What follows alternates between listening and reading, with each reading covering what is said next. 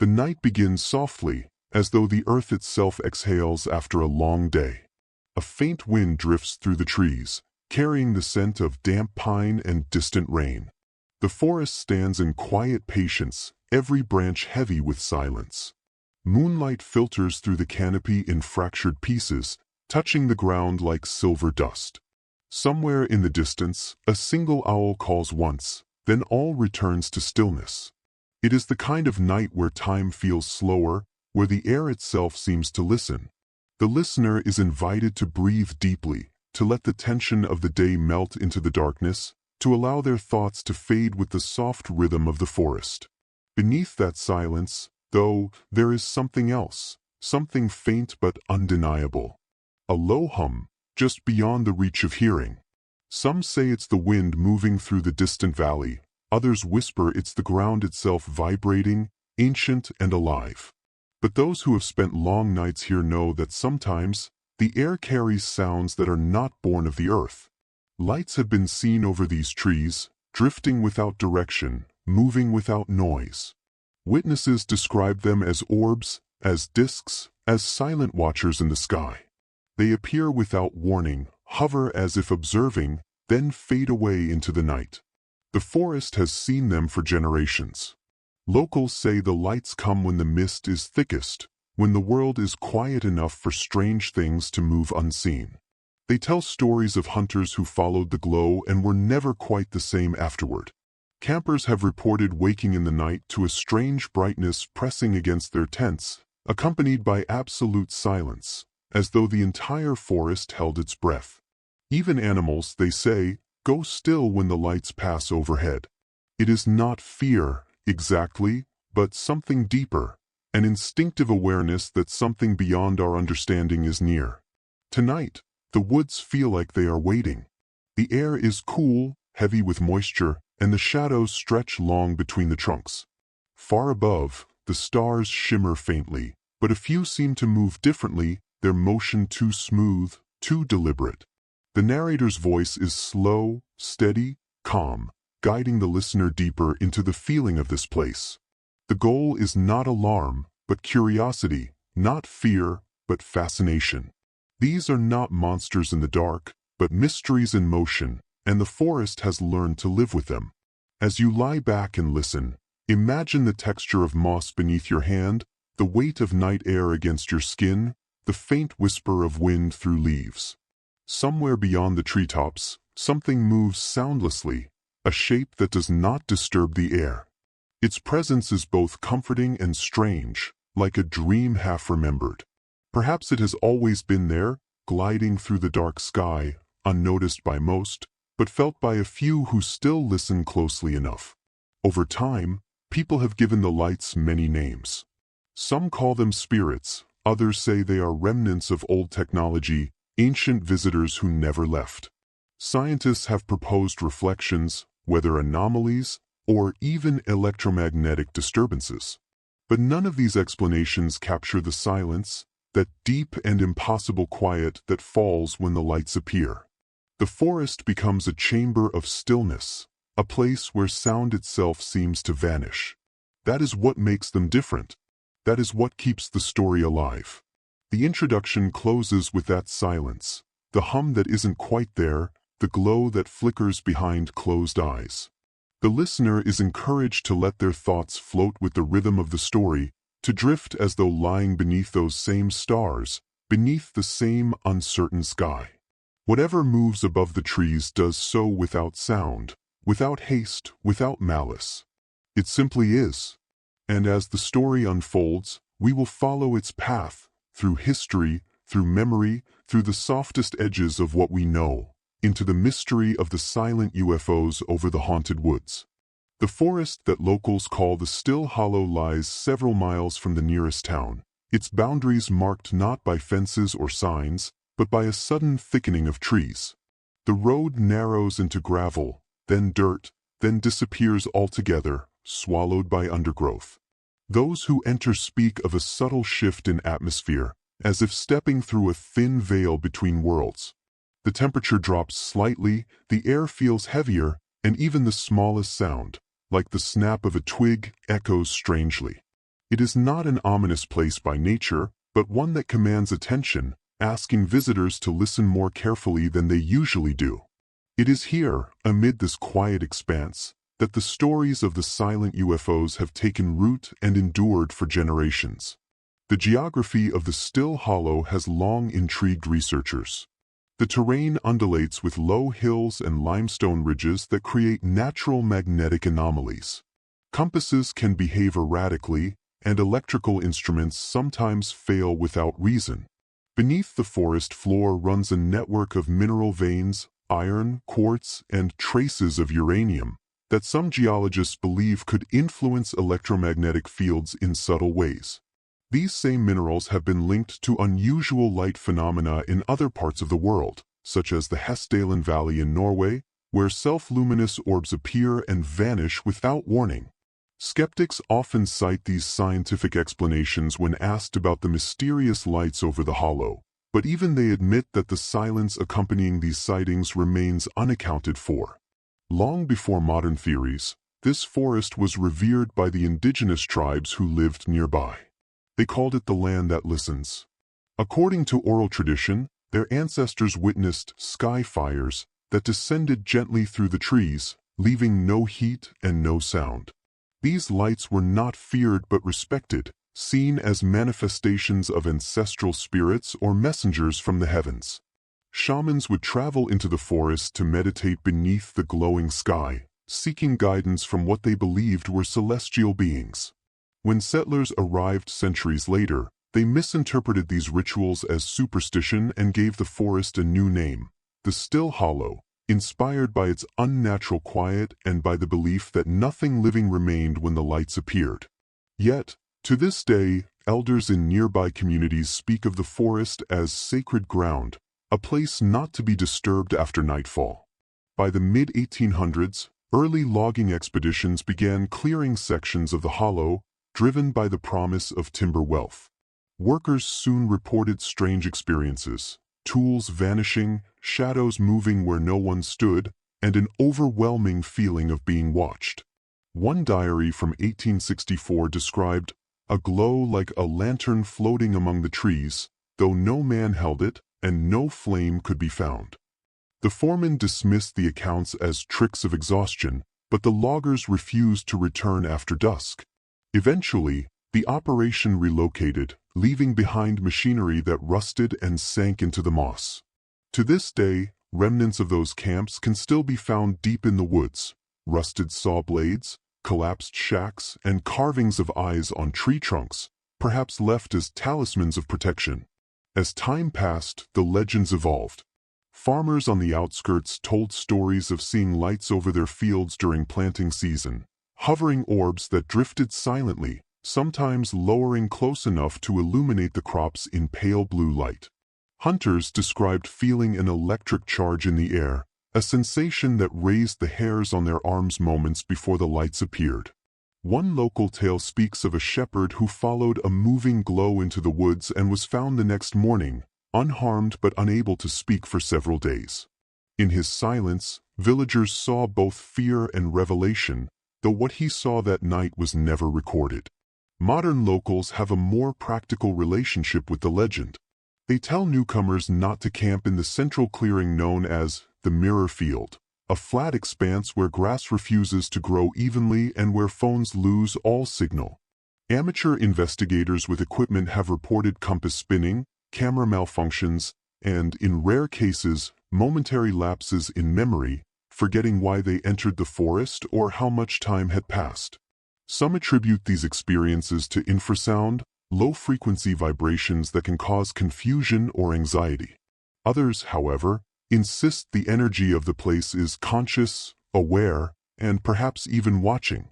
Geologists, psychologists, and folklorists have all taken an interest in the Still Hollow, seeing it as a living laboratory for the intersection of myth and measurable anomaly.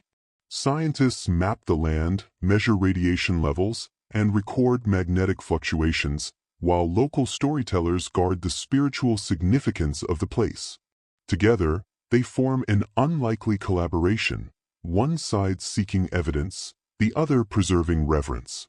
The narrator's tone remains slow and meditative here, explaining without judgment, allowing the listener to feel both the scientific curiosity and the ancient wonder that coexist within the forest. The forest's reputation has drawn attention from beyond the region. Documentaries have been filmed here, paranormal researchers have set up motion sensors and infrared cameras, and spiritual seekers arrive to meditate under its canopy. Yet despite all the efforts, no one has captured definitive proof of the silent lights. The phenomenon appears when it chooses, never on schedule, never for the cameras. Those who experience it describe not terror but tranquility, as if witnessing a secret not meant to harm but to remind. The lights never make a sound, and when they vanish, the forest returns to its gentle rhythm. The insects resume their song, the wind stirs once more, and life continues as though nothing had happened. The still hollow stands as both a mystery and a sanctuary. It represents a convergence of explanations, scientific, historical, spiritual, all touching the same enigma but never quite grasping it. Whether caused by magnetic energy, collective memory, or something beyond human comprehension, the forest remains a place of listening. It listens to footsteps, to breath, to the hush of curiosity that lingers whenever someone dares to ask what moves above the trees. And so the legend endures, whispering through generations, carried by the rustle of leaves and the soft hum that lives just beyond the reach of sound. The years following the Second World War were a time of both wonder and unease. Humanity had seen what technology could do, how invisible forces like radar and atomic energy could change the shape of the world. It was also a time when the night sky, once a symbol of peace and navigation, became something uncertain. In 1947, a private pilot named Kenneth Arnold reported seeing 9 bright, crescent-shaped objects flying in formation near Mount Rainier, Washington. His description, like saucers skipping across water, ignited what would soon become a global fascination. That same summer, newspapers from New Mexico to Maine were filled with stories of strange aerial lights, radar blips without pilots, and whispers of government cover-ups. Amid this national mood of curiosity and fear, the still hollow, that quiet patch of forest far from the headlines, began to develop its own chapter in the growing mystery of the UFO phenomenon. Local newspapers from the 1940s and 1950s tell small, easily overlooked stories. A fisherman who saw a floating lantern glide silently over the lake, a park ranger who reported a shimmering silver disc that cast no beam and made no sound. These accounts often appeared on the back pages, nestled between farm reports and advertisements for soap or tobacco. Yet they carried a tone of sincerity, a quiet insistence that something unusual had been witnessed.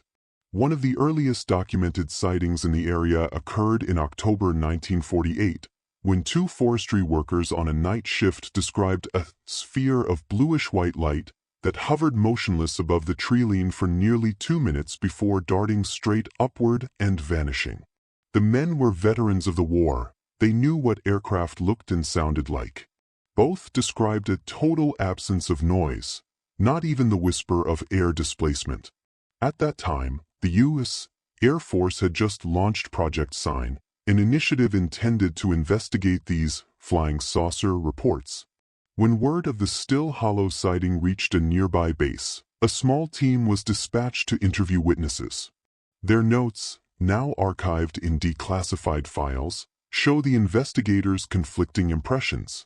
One officer wrote that the men appeared sober and credible. Another dismissed the sighting as a misidentified meteor.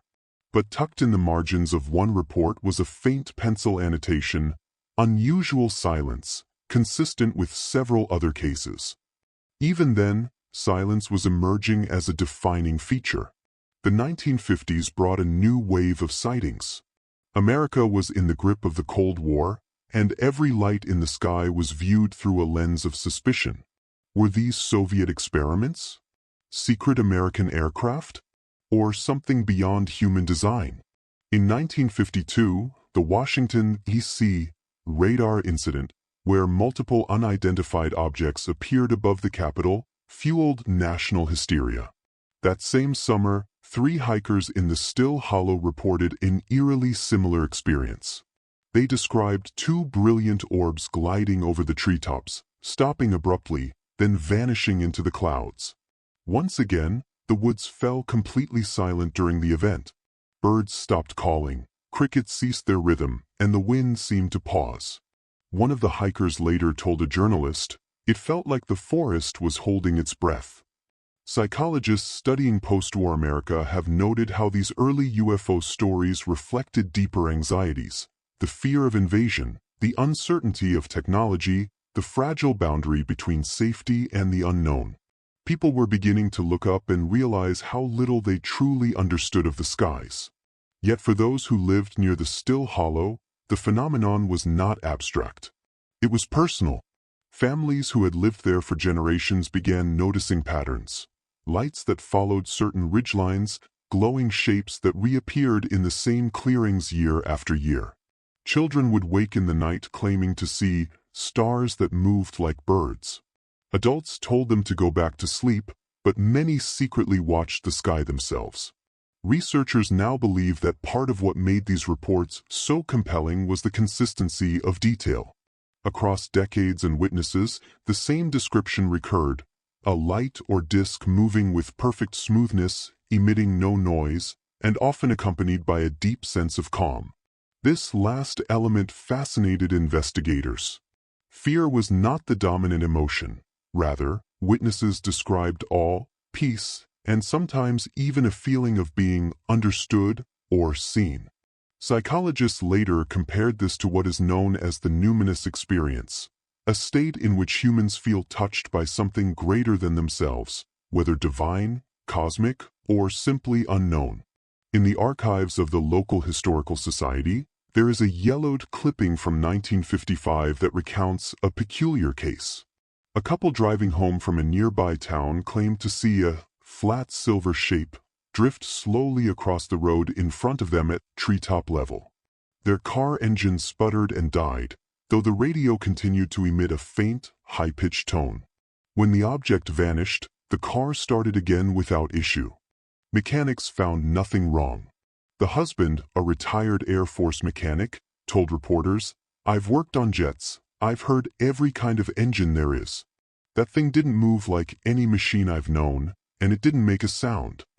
The article concluded with a cautious note: local authorities are investigating.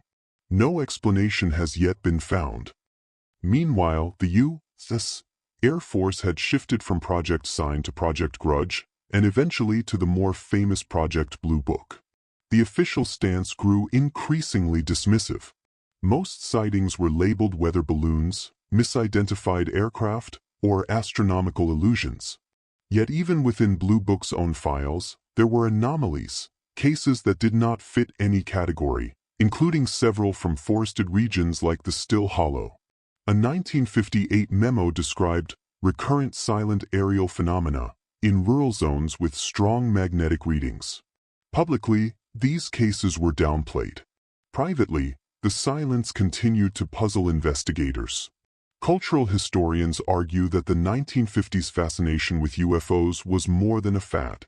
It reflected a society awakening to vast new possibilities: space exploration, atomic power, and the limits of human control. The UFO became a symbol of both fear and hope, a mirror for our collective psyche. In that sense, the Still Hollow served as a microcosm of the broader mystery. Its quiet encounters mirrored the national mood, cautious wonder mixed with quiet dread. The reports from this forest may have been small in number, but they embodied everything that made the phenomenon so haunting: precision without explanation, beauty without sound, presence without trace. By the end of the 1950s, sightings in the region had tapered off, or perhaps people had simply stopped reporting them. The Cold War deepened, the space race began, and attention shifted skyward for other reasons. Yet within local communities, the legends remained alive.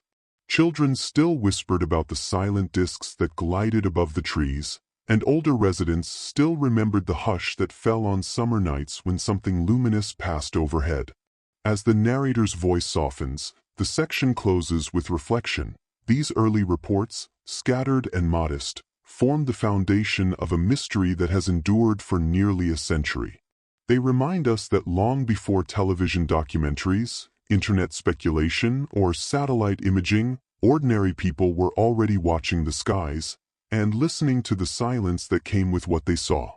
The seeds of the still hollow enigma were planted then, in the quiet years after the war, when the world was learning how to dream of flight and fear it at the same time.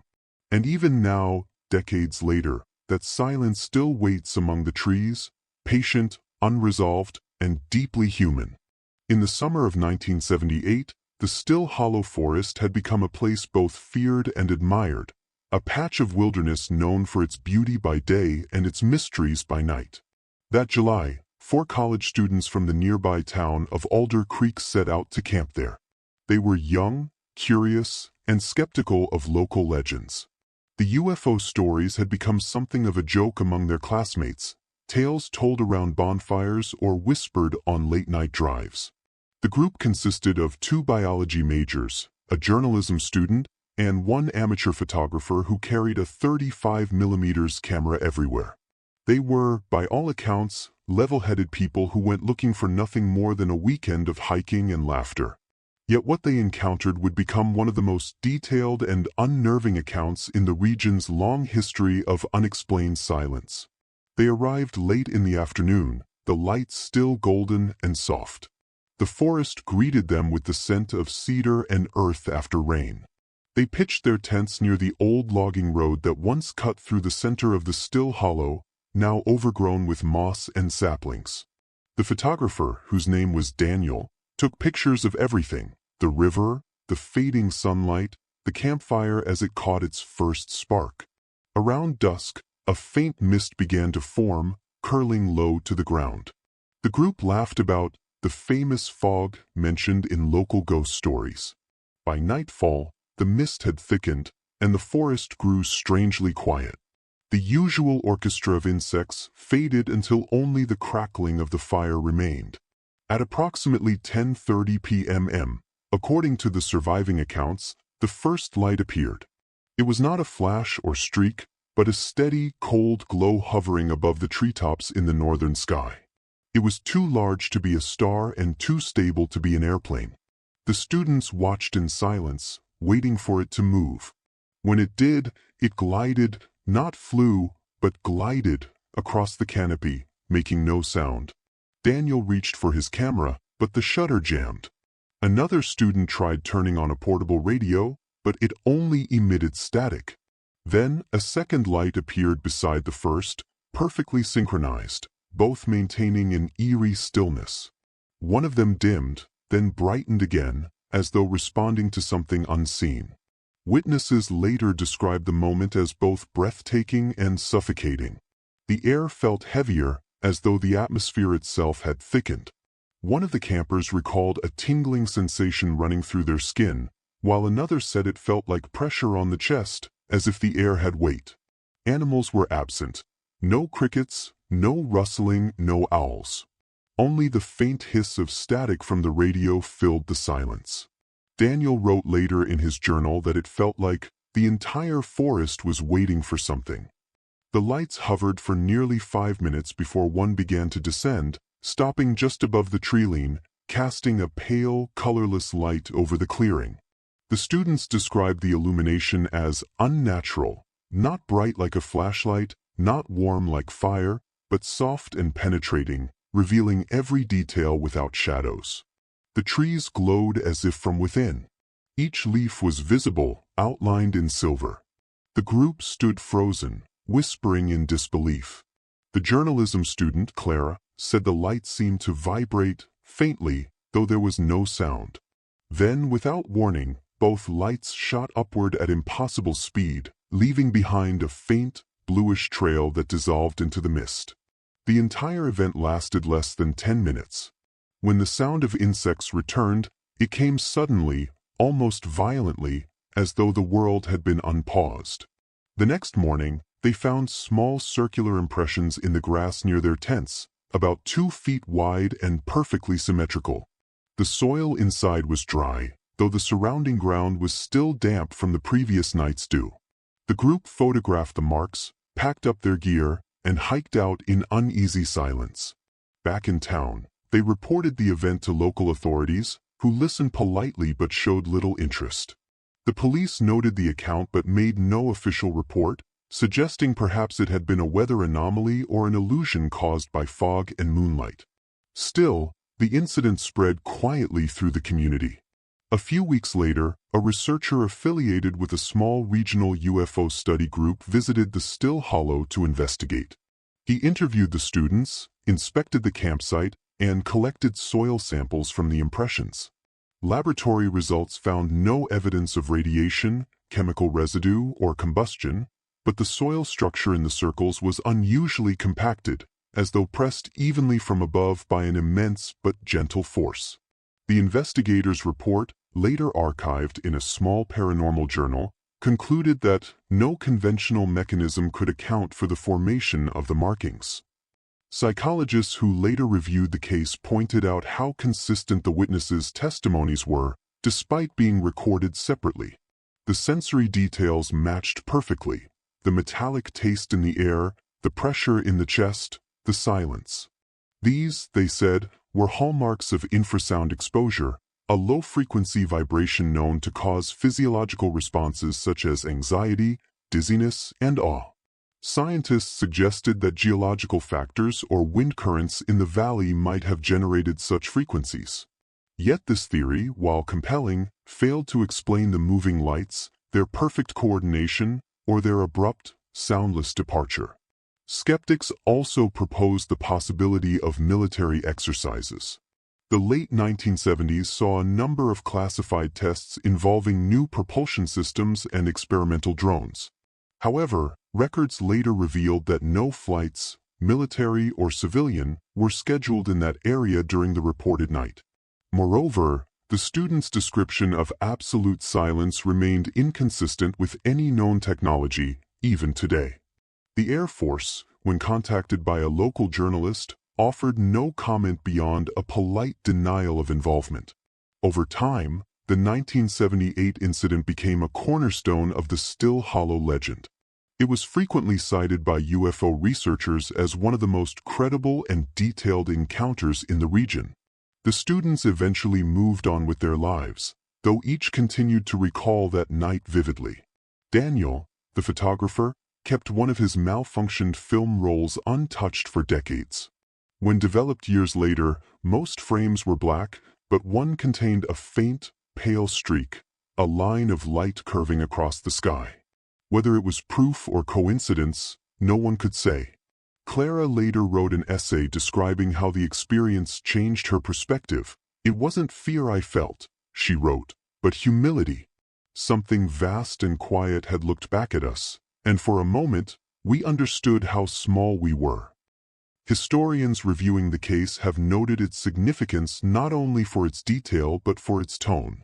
Unlike sensationalized UFO reports filled with panic or speculation, this one was calm, almost reverent.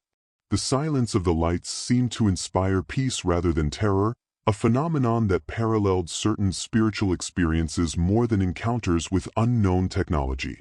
Researchers found this intriguing. Why did witnesses in the Still Hollow so often describe serenity rather than fear?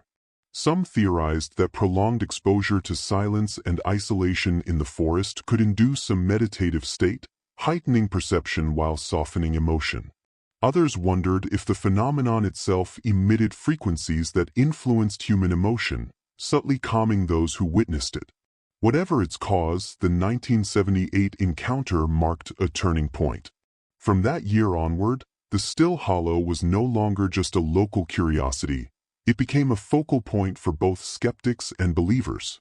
It represented a bridge between folklore and formal investigation, between myth and measurable data.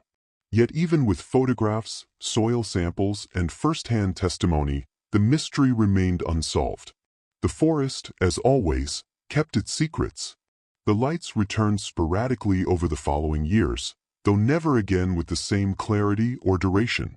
As night falls again over those same trees, the wind carries the faintest hum, a vibration more felt than heard. Perhaps it is only the echo of memory, or perhaps the phenomenon still lingers, waiting for the right moment, the right silence, to show itself once more. The story of the campers endures not because it explains anything, but because it reminds us how mystery often hides in plain sight, just beyond the edge of sound.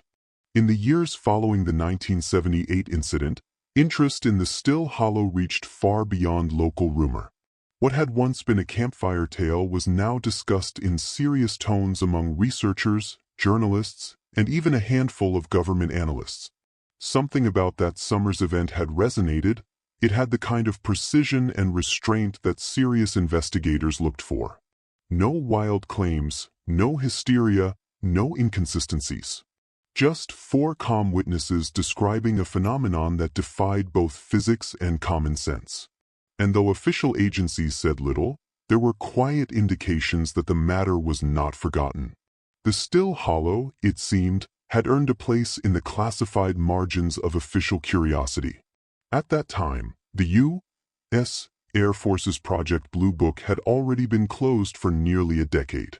Officially, it had ended in 1969 with the conclusion that UFOs posed no threat to national security and that there was no evidence of extraterrestrial involvement. But declassified documents later revealed something more nuanced.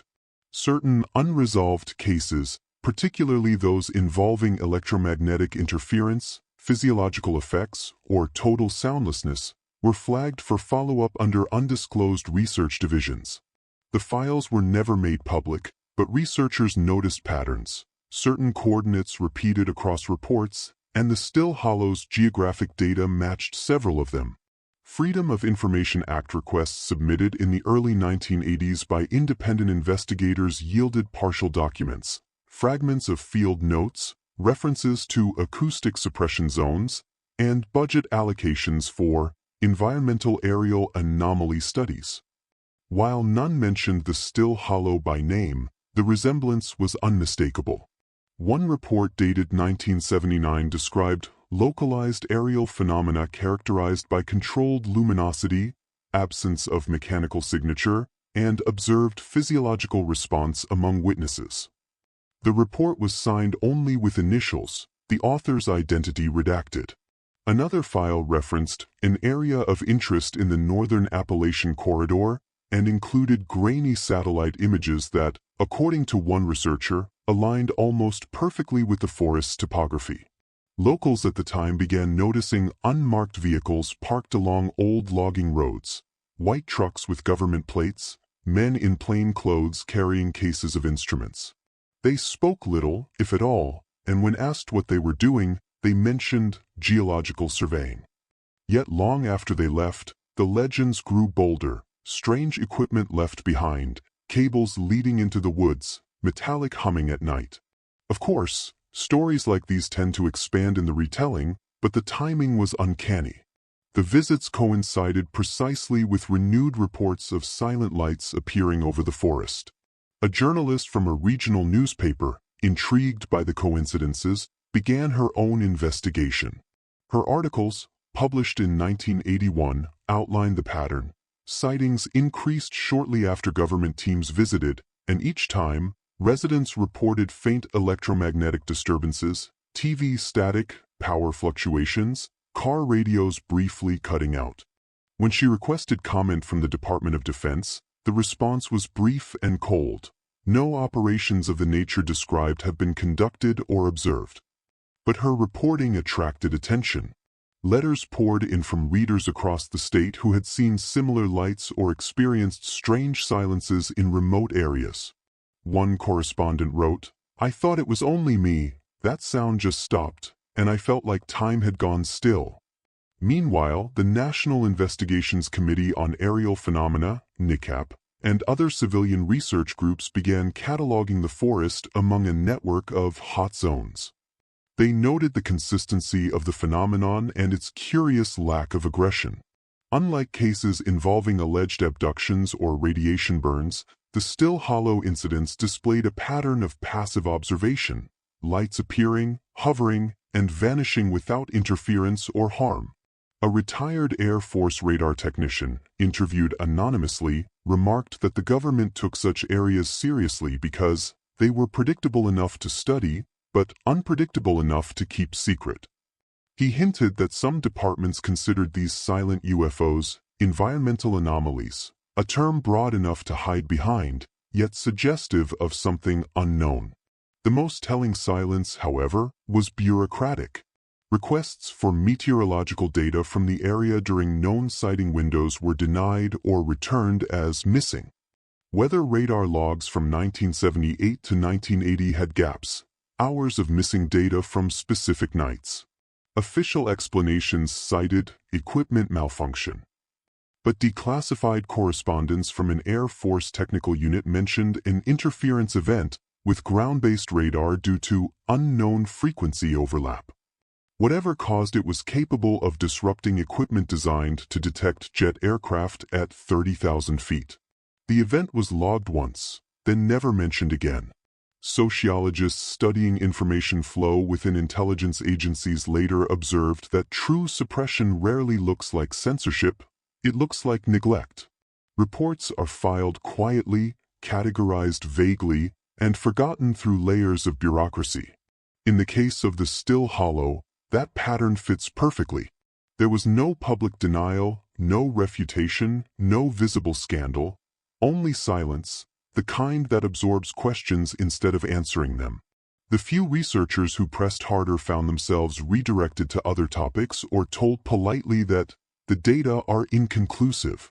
In the 1990s, when more government archives were digitized, a handful of new references surfaced.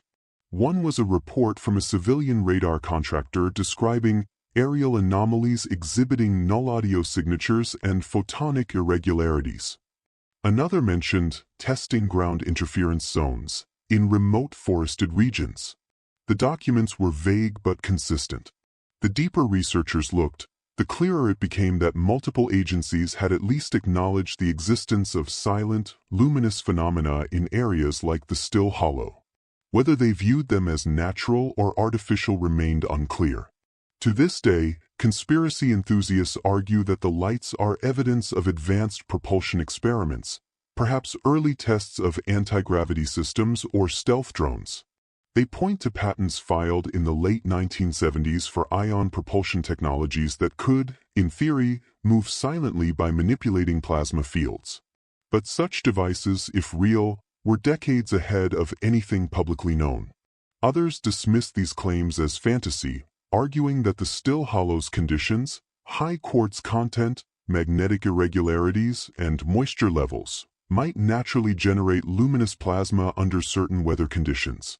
Even so, no laboratory on Earth has managed to reproduce the exact behavior described in those reports. Light that moves intelligently, reacts to observers, and vanishes without trace. For the towns surrounding the forest, the government's silence became its own kind of story. Residents joked that the men in suits would return whenever the lights did. Children grew up hearing that the forest was off-limits after dark, not because of ghosts, but because they were watching. The line between folklore and classified research blurred until they were one and the same. And perhaps that was intentional. The best way to hide something extraordinary, after all, is to let it live comfortably as a myth. Still, even myths cast shadows. In 2002, a retired meteorologist who had once worked with a government research unit gave an interview for a local podcast. When asked about the Still Hollow, he paused for several seconds before answering. There were places, he said carefully, where the instruments couldn't decide what they were reading. Energy spikes that came from nowhere and went nowhere. The hollow was one of those places. Officially, we called it environmental noise. But it wasn't noise. It was structured. When pressed further, he smiled softly and said no more. The section closes with a return to the quiet that began this mystery. Government reports may vanish, data may be redacted, but the forest remains unchanged. The trees still rise like dark sentinels, the mist still curls through the valleys, and the silence, so deep, so absolute, still settles over the ground on certain nights. Whatever the officials knew or didn't know, the phenomenon continues, unbound by paperwork or denial. The still hollow listens, patient as ever, while somewhere above, the sky flickers with light that no one claims to see and no one dares to explain. If the government's silence created a wall of secrecy around the still hollow, the vacuum it left was soon filled by a flood of speculation, spiritual interpretation, and fringe science. In the absence of certainty, human imagination thrives, and nowhere is that more evident than in the theories that have emerged to explain the silent UFOs. Some theories lean toward the metaphysical, others toward the technological, and a few straddle both realms, merging science and mysticism into something eerily plausible. What connects them all is the same underlying question. What intelligence, if any, governs these silent lights, and why here in this forest, among these trees? One of the oldest alternative explanations is the interdimensional hypothesis. Popularized in the mid-20th century by researchers like Jacques Vallée and John Keel, this theory suggests that UFOs are not visitors from other planets but manifestations from parallel dimensions, bleeding through thin places in the fabric of reality. The still hollow, with its history of silence and its strange electromagnetic irregularities, fits this model almost perfectly. According to this line of thinking, the forest acts as a liminal zone, a place where the boundaries between physical and non-physical realms weaken.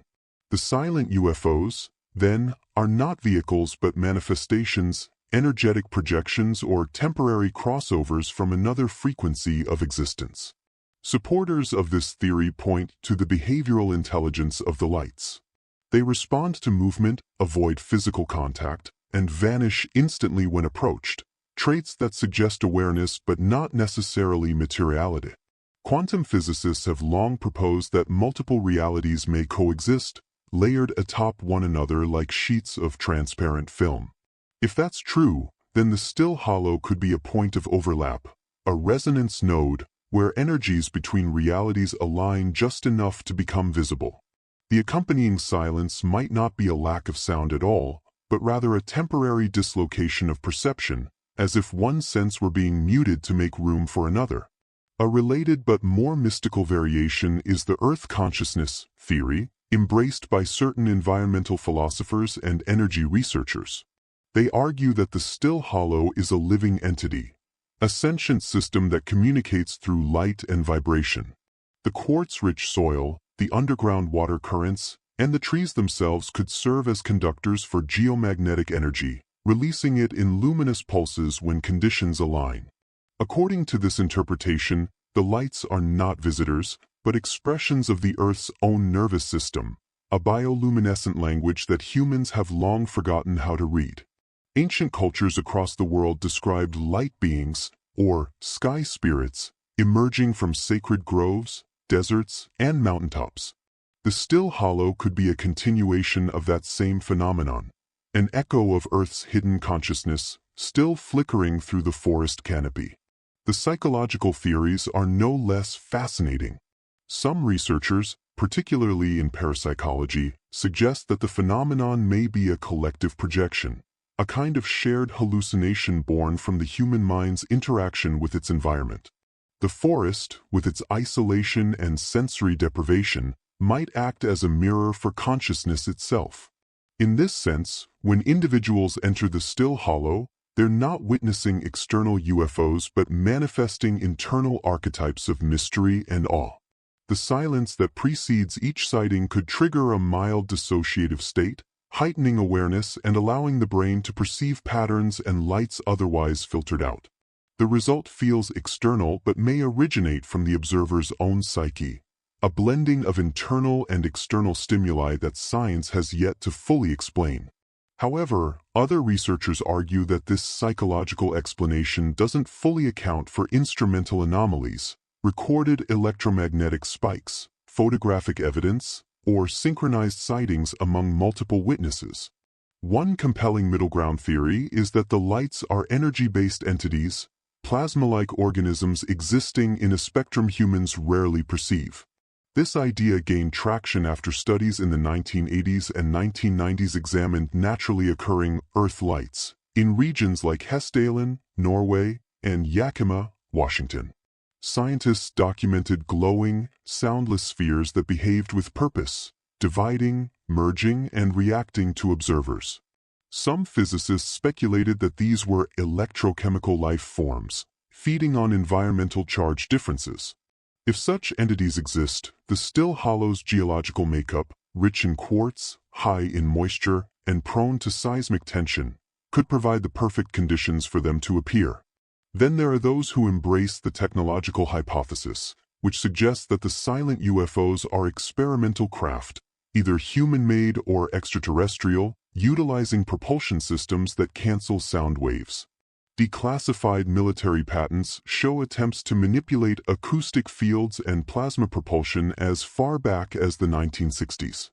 While these technologies were primitive then, by the late 1970s they had evolved into classified testing. Advocates of this theory believe the still hollow, remote, and geologically unique was an ideal testing ground. Its natural electromagnetic interference could have concealed radar signatures, while its sparse population minimized risk of exposure. Yet, skeptics counter that such advanced technology, capable of true silence and fluid light movement, would likely still be beyond our reach even decades later. Unless, they suggest, those who created it were not human. Another enduring thread is the spiritual dimension woven into the experience of witnesses. Those who've encountered the silent lights often describe feelings of peace, expansion, or timelessness rather than fear. Some have likened the experience to a cosmic meditation, as if the lights were inviting stillness, teaching quiet through their very presence. Spiritual interpreters see this as a form of contact, not with extraterrestrials, but with consciousness itself. The forest, they say, becomes a teacher, and the silence is its language. This approach aligns with ancient shamanic traditions that viewed mysterious lights as manifestations of wisdom or guidance rather than intrusion. In such interpretations, the silence is not absence but communication, the universal stillness that precedes understanding. Across all these theories, one common element remains: the silence itself. In every report, across every decade, the absence of sound precedes and accompanies the phenomenon. Scientists call it an acoustic void. Mystics call it the breath between worlds. Whatever its nature, the silence transforms the experience from spectacle to encounter. It slows thought, erases boundaries, and invites contemplation. Perhaps that's why the stories endure, because they're not just about seeing something impossible, but about feeling the vast, calm intelligence of the unknown. And so, the still hollow continues to exist at the crossroads of theories: scientific, spiritual, psychological, and metaphysical. None are proven, all are possible.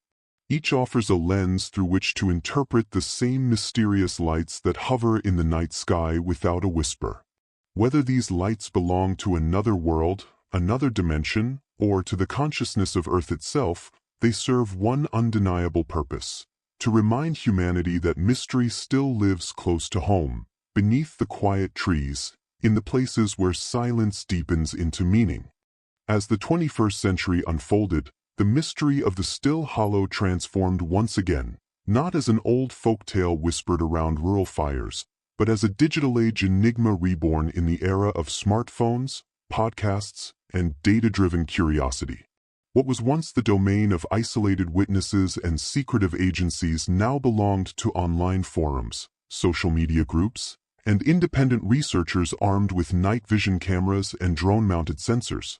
The forest, long silent and patient, had become the subject of renewed fascination. It was no longer enough to hear the stories. People wanted evidence. But in seeking to document the unknown, they found something more elusive than ever: the strange intelligence of silence itself. Interest reignited around 2015 when a group of local hikers posted a short video on a paranormal discussion forum. The footage, captured near the forest's western ridge, showed 3 faint lights drifting horizontally above the tree line before vanishing without sound. The clip went viral overnight, reigniting public obsession with the silent sky of Still Hollow. Within weeks, researchers, journalists, and thrill-seekers flooded into the region. Hotels filled, roads clogged, and once secluded trails were crowded with tripods and audio recorders. Yet, despite this wave of attention, the forest remained indifferent. No new lights appeared. Some said the presence of too many eyes drove the phenomenon away. Others believed it was waiting, watching, choosing when to reveal itself again. In 2017, a team from a well-known YouTube channel specializing in unexplained phenomena conducted a week-long investigation using electromagnetic sensors, infrared cameras, and drones equipped with thermal imaging. Their footage, released in a multi-part documentary titled The Forest That Doesn't Speak, documented several unusual events: temperature fluctuations of up to 10 degrees within seconds, brief equipment malfunctions, and one moment where all sound recording ceased entirely for 6 minutes, though the video continued. The silence was absolute. No wind, no insects, no rustle of leaves. When sound returned, the investigators appeared visibly shaken. "It's like the world just stopped breathing," one of them whispered in the footage. The episode has since gathered millions of views, drawing both believers and skeptics into debate. Scientists from nearby universities soon took interest, conducting environmental and geophysical surveys under the guise of ecological research. A 2018 academic paper, published quietly in an environmental physics journal, mentioned unexplained magnetic perturbations and localized acoustic null zones in an unnamed Appalachian forest that matched Still Hollow's description. The paper speculated that certain geological conditions, especially the interplay between quartz-bearing rock and underground water flow, could amplify piezoelectric discharges, possibly causing visible plasma phenomena. Yet even the authors admitted that this would not explain the sustained silence or the intelligent motion reported by witnesses. "The phenomenon exceeds our current models," one of them commented in an interview. "It's as if the environment itself were conducting an experiment we don't yet understand." In parallel, modern folklore researchers began examining how stories of the Still Hollow evolved in online spaces.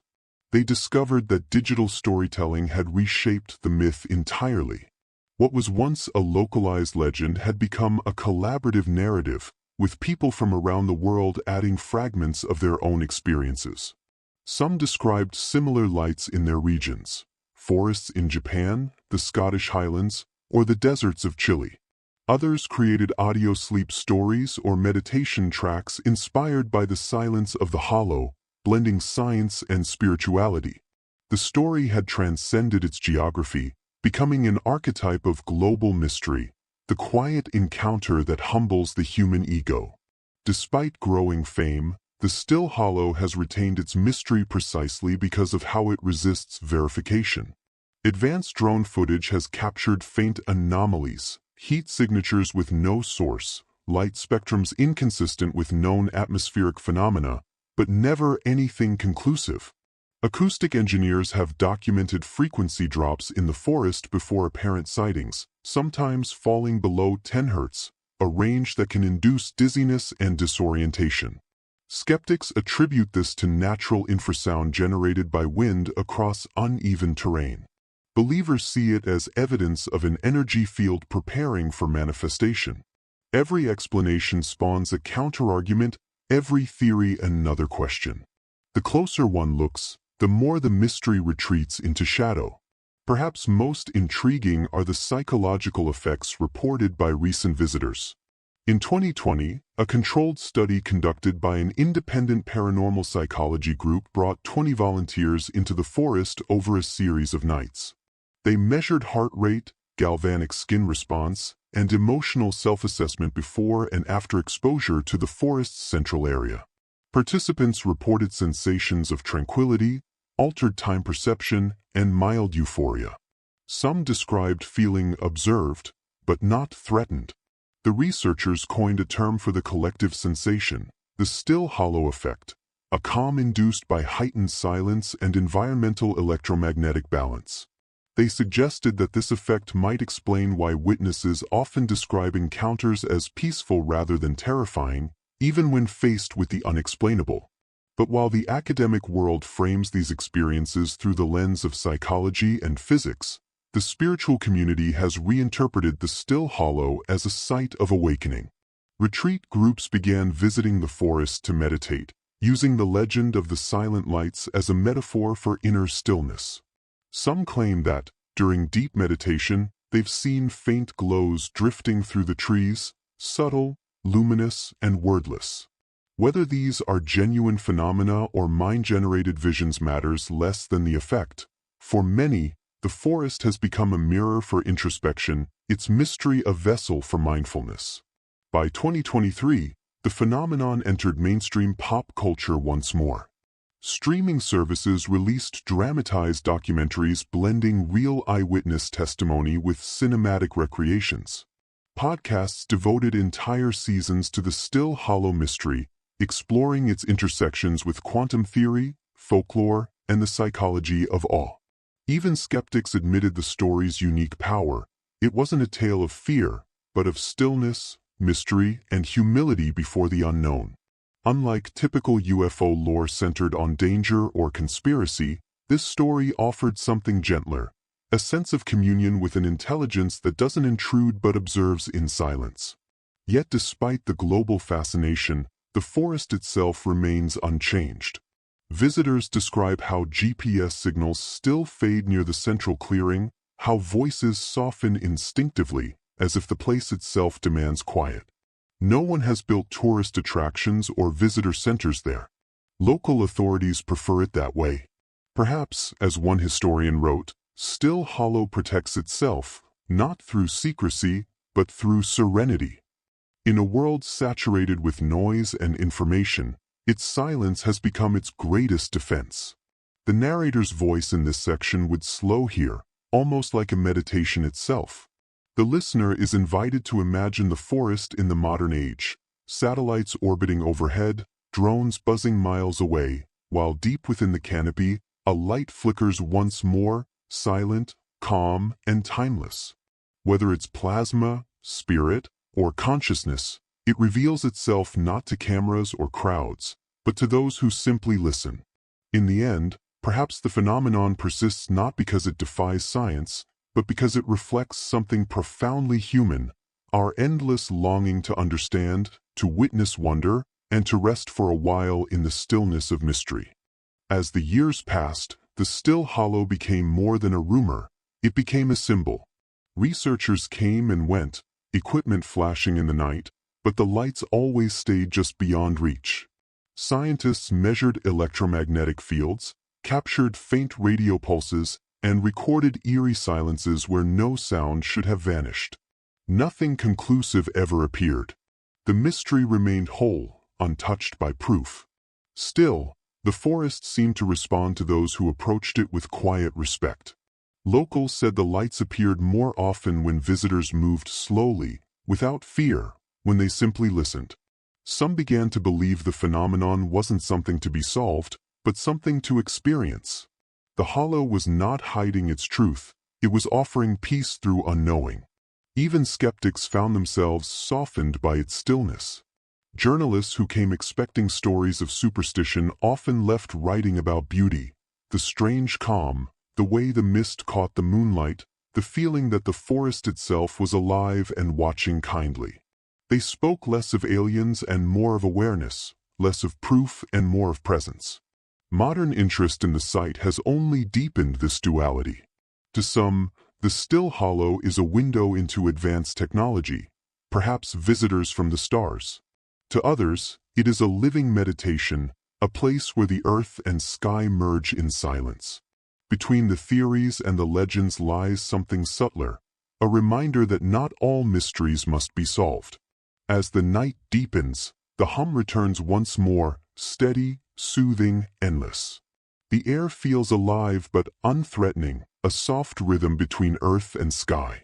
Whatever moves above the trees continues its silent path, patient and eternal, as the forest listens and the world exhales into stillness. As the last echoes of the night settle over the still hollow, the forest stands in quiet reflection. The hum has faded, the lights have vanished, but something unseen lingers in the air, a calm awareness, like the silence that follows understanding. Over time, people have realized that this place is not only about strange lights or hidden truths. It is about how mystery changes us, how the unknown can bring peace rather than fear. Those who have visited describe a lasting stillness, a feeling that stays long after they leave. They move more slowly, breathe more deeply, dream more vividly. Scientists may say it is the brain's response to silence, that the mind heals itself in moments of awe. But many feel there's something gentler at work here, something that listens back. The forest's mystery endures because it reflects something deeply human, our need to wonder. In a world overflowing with information, the still hollow remains untamed, refusing to be solved. And perhaps that is its purpose, to remind us that not all questions need answers. Some are meant to cradle us into sleep, to help us feel small in the best possible way. In the quiet between the trees, the story becomes clear. The unknown is not an enemy. It is a mirror. It shows us how to listen again, how to rest inside curiosity. As night deepens, the hum returns, soft, steady, and endless, like the heartbeat of the world itself.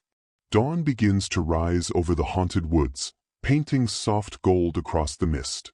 The forest wakes gently, yet the stillness remains. The story of the still hollow has not ended. It has only grown quieter, finding a home in the minds of those who listen. Perhaps the silent lights were never meant to explain anything. Perhaps they exist only to remind us of presence, the delicate balance between knowing and not knowing.